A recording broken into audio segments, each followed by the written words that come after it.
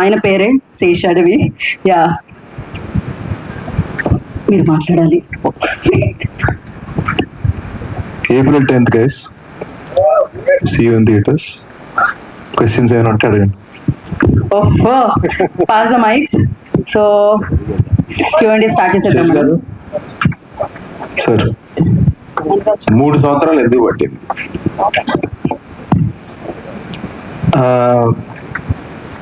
రెండు సినిమాలు కలిపి రాయడం వల్ల ఒక రీజన్ అండి.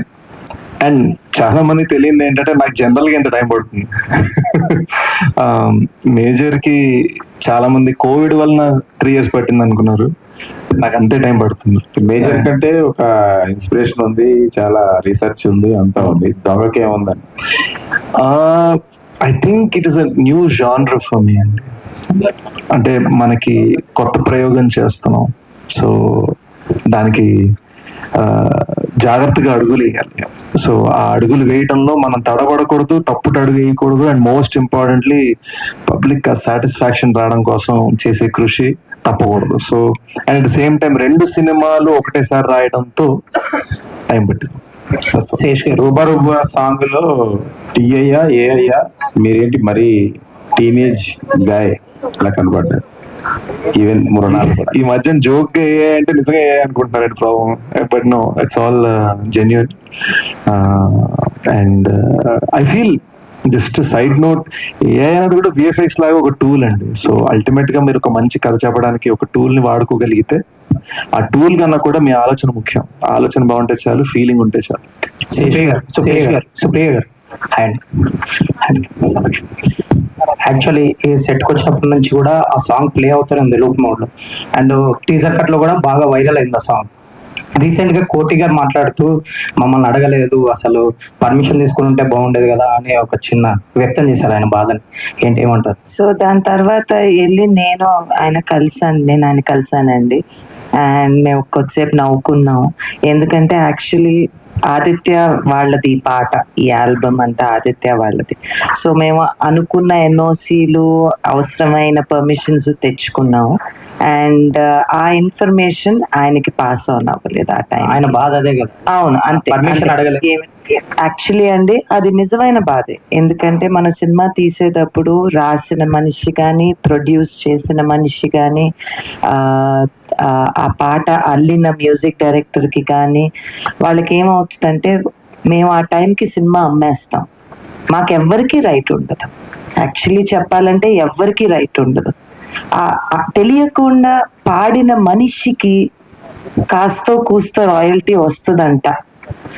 బట్ అది ఎప్పటికన్నా ఇప్పుడు మేము చేసే కొన్ని ధర్నాల్లోనో లేకపోతే it is true, all artist కి ఆ పుట్టుకతో ఆ ఆలోచన ఎక్కడ వచ్చిందో, that story idea, the song idea ఇండియాలో ఐ జస్ట్ థింక్ అండి ఆయన మనోభావన కరెక్టే, ఆయన అనుకున్నది కరెక్టే. దాని తర్వాత నేను ఆయన ఇంటికి వెళ్ళి ఆయనతో మాట్లాడి మేమిద్దరం ఆయనకు ఇలా కూడా జరుగుతుందా, అలా కూడా జరుగుతుందా అని మాట్లాడుకున్నామండి. So thankfully everything is okay. Sesh గారు సార్, తెలుసో తెలియకో మిమ్మల్ని ట్రాల్ చేయించా లాస్ట్ టైం. ఆ దురంధర్ 2 కంపారిజన్ తీసుకొస్తే కాంపిటీషన్ అని చెప్పి మీరు గోల్డ్ ఫిష్ అని ఒక చిన్న ఎనాలజీ చెప్పారు. అవునవును. ఇప్పుడు అందరూ ఇప్పుడు మిమ్మల్ని జనరల్ గా సోషల్ మీడియాలో ట్రోల్ అవ్వరు మీరు. ఇప్పుడు అందరూ గోల్డ్ ఫిష్ అని కబుర్లు చెప్పాడు, వెనక్కి వెళ్ళిపోయాడు అంటున్నారు. Sorry for that. Not at all. అంటే ఎక్కడో గుడ్ విల్లే సరదాగానే ఉంది కానీ ఎక్కడ అగ్లీ అవ్వలేదు. So happy.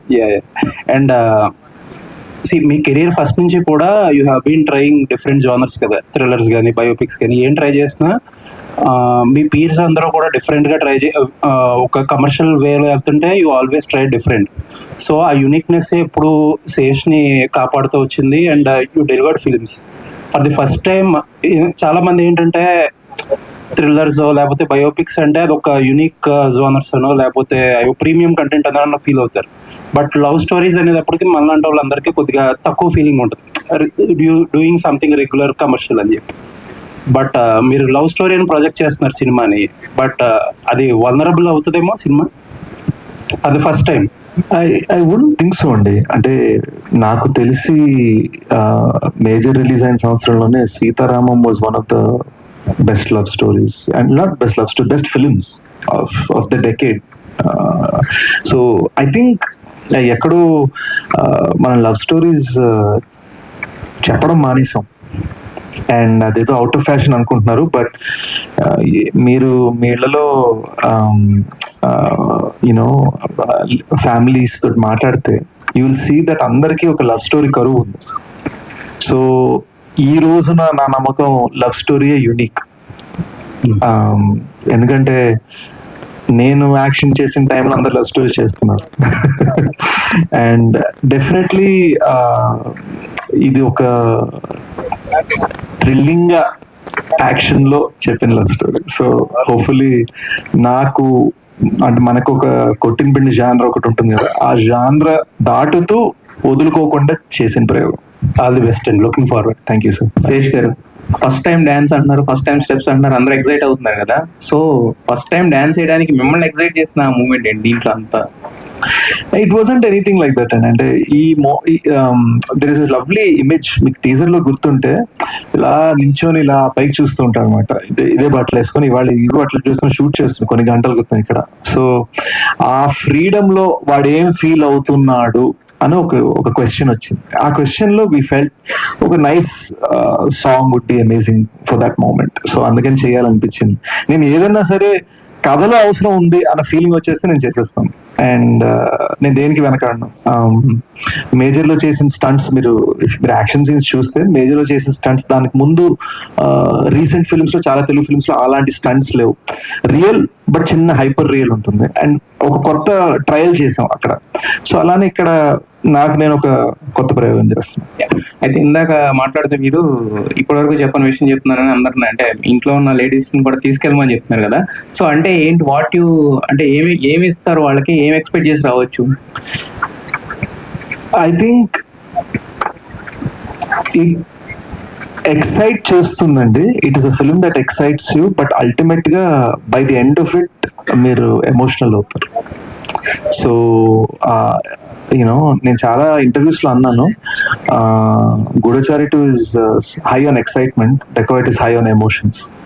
సో ప్రతి ఎమోషన్ అంటే యాంగర్, కోపం, వాడుకున్న కోపం, యూనో గుడి పెంచడానికి వచ్చిన డైలాగులు అంటున్నాడు, వాట్ ఈస్ ద రీజన్, వాడు యాంగర్ కోపం ఏంటి, అసలు లవ్ అంటే ఏం జరిగింది, బ్రేక్ అయిందా, క్రాక్ అయిందా, దేని వల్ల బ్రేక్ అయింది, what is the motivation. Highly emotional గా మనం ఎప్పుడైనా మన ఫ్యామిలీస్ లో కానీ లేదా ఎవరితో హైలీ ఎమోషనల్ మాట్లాడినప్పుడు ఒక ఎమోషన్ ఉంటుంది కదా, అది మేము ఆ 2 hour జర్నీలో క్యాప్చర్ చేయడం ట్రై చేస్తాం. శేషుటి ఈ సినిమాను మదర్ తో కానీ ఫ్రెండ్ తో కానీ ఎవరితో చూడమని మీరు సలహా ఇచ్చారు కదా, మీరు ఎవరితో చూస్తున్నారు ఫస్ట్ డే? బాయ్ సార్ అండ్ అరే సార్, బాయ్ sir. You know I want to share, my sister just had a baby. So నేను జెన్యున్ గా మన రిలీజ్ కి ఒక 2 weeks తర్వాత నేను ఫ్లోరిడా వెళ్ళి తనతో చూడాలనుకుంటున్నాను. సేఫ్ ఆన్సర్ కదా, జెన్యున్ మనస్ఫూర్తిగా చెప్తున్నా. ఇక్కడికి వస్తూ కూడా మా మేనల్లుడు కేశవ్ గారి ఫోటోలు చూస్తూ వస్తున్నాను. Congratulations. Thank you sir. Anurag ji, you are as actor amazing. So what are the point you triggered to accept this movie? What point? I like the story, and other than that, it was just pure blackmail. what kind of blackmail? Emotion. They left me no choice but to do the film. ऐसा चीज क्या है इसमें, आप थोड़ी नहीं करते ना? नहीं, वो प्रोड्यूसर को मैं मना नहीं कर सकता. ओके, नहीं आप कुछ छुपा रहा है इसमें. नहीं, जिसका नमक खाया है अभी नहीं तब. तो ऐसा नहीं है. और मतलब मुझे पकड़ के बैठा, ये फिल्म करना है, and he was not there till he did not come to narrate it to me. I was made to sit there. మన చైతన్య పెళ్లిలో నెరేట్ చేశానండి. ఓకే, పక్కన టెంట్లు ఉన్నాయి కదా, టెంట్లు కూర్చొని నెరేట్ చేస్తాను. సార్ బాగా నచ్చింది. సో నేనేమో యూజువల్ గా మనకు ఒక ఫిల్మ్ జర్నీ ఒకటి ఉంటుంది, చెప్పంగానే చెప్తాను, ఆలోచించి చెప్తాను ఈ టైప్ లో. సో సార్ ఏమో అలా చెప్తారనుకో నేను లేచి సరే అండి మనం పెళ్లి జరుగుతాం కదా ఇంకెళ్దాం ముందరికంటే కడితే కప్పుకర్నా అని సార్ చేయి పట్టుకుని అనేసరికి షాక్ అనమాట. సో నేను ట్విస్ట్లు అంటే నాకే ట్విస్ట్ ఇచ్చాను. సో అక్కడి నుంచి went forward. Anurag ji, I also like